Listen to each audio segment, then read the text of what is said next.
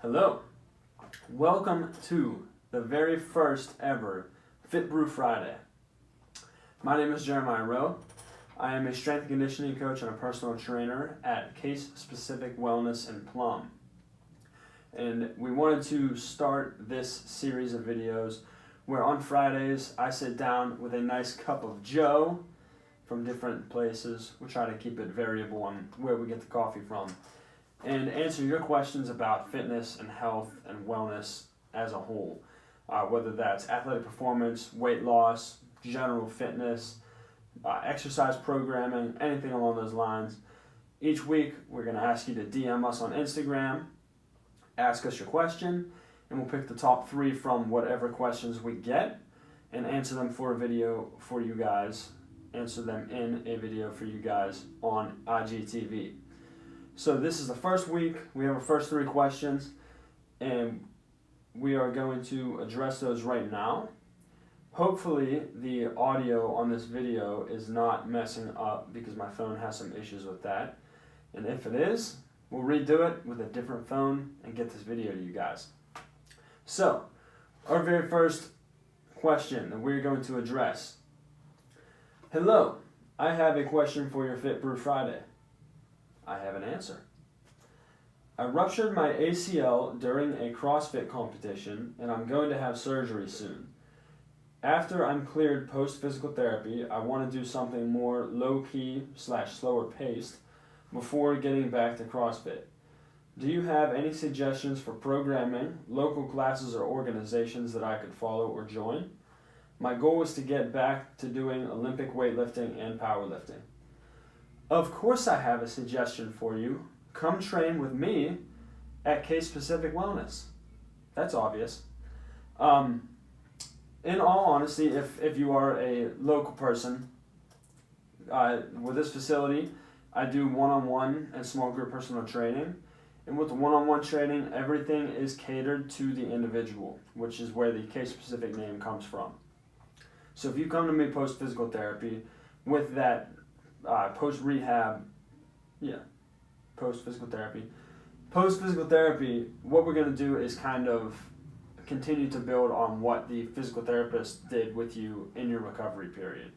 And actually our location here is connected directly to East Suburban Sports Medicine Physical Therapy, and the whole purpose behind that location was so that we could do exactly that and take patients from the physical therapist once they finish their initial rehab and kind of continue to build that strength with them.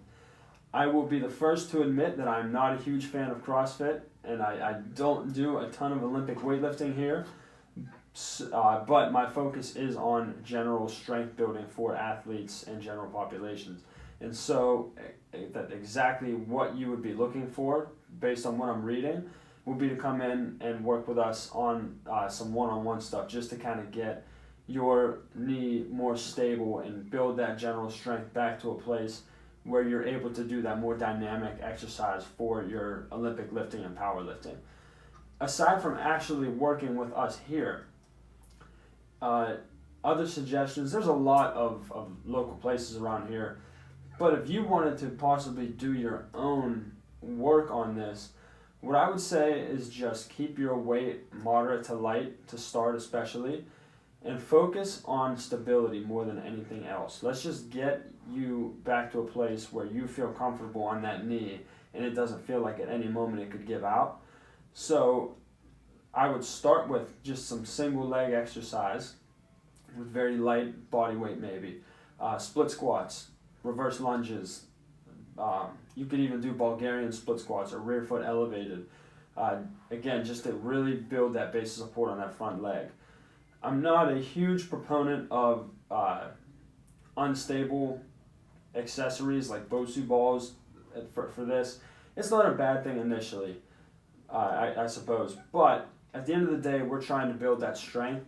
And when you use those implements that decrease your stability, what that does is decrease the amount of force that you can actually apply into the ground and into your base of support. So I think ground-based exercise that is actually going to allow you to push and really drive against that solid foundation is where you're going to see the most bang for your buck on that. But again, start your weight light. control your tempos, work on your breathing and bracing your core more than anything else, and just build that general full body strength back as you rehab that knee. I'd be happy to talk more to you about possibly training here if that is something you're interested in. Otherwise, I could definitely find some other facilities if we're not too close to you that will be able to help you out. So reach out to us again. I'm not going to name people on this just for privacy and not. Sorry about that split. I got a phone call in the middle of this video, of course. On to question 2. My 10-year-old son has started to become interested in strength training. I was wondering if you have any advice for what I should do with him. Is it safe for him to start lifting weights at this age? And what kind of exercises should he do? Thanks. That's an interesting question. Is there any reason that he physiologically shouldn't lift weights? No. It would absolutely be beneficial for him. And that's the research more and more is showing that getting kids started in fitness at an earlier age does set them up better for the rest of their life. They're more likely to maintain that for the rest of their life. It doesn't stunt their growth like they used to say. And it does help build strength at an early age that's going to help benefit them from then on. With that in mind, 10 years old is a young age as far as a actual maturity standpoint. And so what I've seen, at least in my time as a trainer and as a coach, with kids around that age, the issue becomes less of what they're actually, or what they can do in the weight room, as much as their attention span. They have a hard time following directions. And at that age, they're not neurologically developed well, so they don't necessarily have good control of their body to actually move weights. That's where you're going to see a lot of shakiness, and they also don't really feel the exertion that they need to be putting in. So, if I hand a 10-year-old dumbbells and have him chest press them, he's not going to know that he's working his chest whenever he does that. He doesn't feel it there. He just knows he's moving this weight, and he knows that it's challenging. And to say that there isn't still a musculoskeletal benefit for him in his chest or whatever muscle group he's working, but again, at that age, the development neurologically from their mind to their actual muscles is minimal, and so they just have a hard time with it. What I would suggest for the 10-year-old up to about age 12 or 13 is a good time for them to start working out in an actual gym setting with a structured setup. At this point, what he should do is play. Go outside, play tag, play sports. Any physical activity is going to help him develop both that mind-muscle connection, general body control, and general strength that is going to, again, set him up to be successful later. He shouldn't specialize in any sports especially. Have him play different things. Any sport, baseball, soccer, football, basketball, all of it. I'm a hockey guy myself. But get him involved in different activities at that young age so that he can develop in all different athletic endeavors. And once he gets 2-3 years older, then I'll worry about getting him in a weight room once he's at an age where he has a little bit more control over his body and can follow instructions a little bit better. So yeah. Moving on to question 3, our last question. For your Fit Brew Friday, I am 100 pounds overweight, and I know that I need to make a change.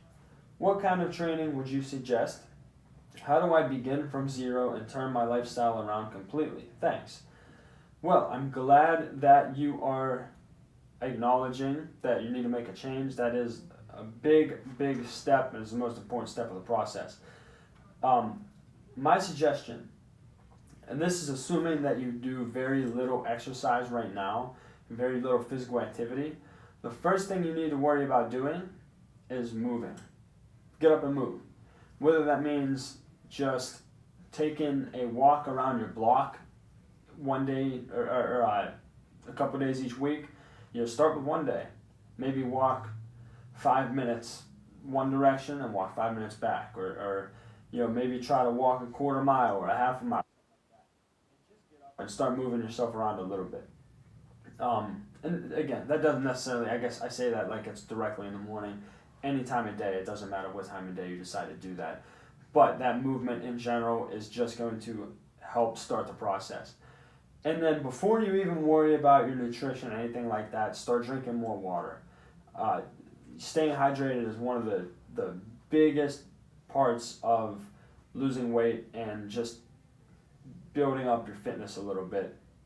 We want to stay hydrated so that your muscles are working efficiently, and that water, the more water you drink, the more you can kind of curb your hunger. So if we're eating a little bit too much right now, when we sit down for a meal, starting with that little bit of water is a good place to just start, do something.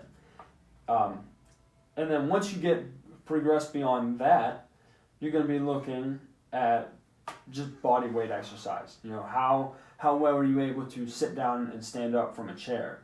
Are you able to get up and down your steps okay, in and out of your car?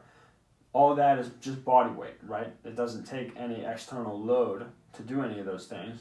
You're not required to move any external load, but we need to build general strength for the weight that you are carrying to make you more functional in your everyday life.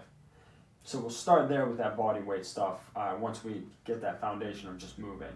And then once you're ready to take some serious steps with your nutrition, then you give us a call at Case Specific Nutrition, and our team of registered dietitians then formulates a plan to get you closer to those weight loss goals. There's a shameless plug there for CSN. Fantastic group of dietitians that will absolutely help you get this weight loss started. So I think that wraps us up for our first Fit Brew Friday. And we'll take another sip of coffee just to keep the brew in there. It's a cold day here in Pittsburgh, so we're going with a black McDonald's McCafe coffee. I know I shouldn't promote McDonald's too much on a fitness video, but McDonald's black coffee, especially iced coffee, the best I've ever had. Thank you guys for tuning in. If you're still watching, I appreciate it. Don't forget to send us your questions each week and give us more material so we can keep doing this every Friday. We will talk to you guys next week.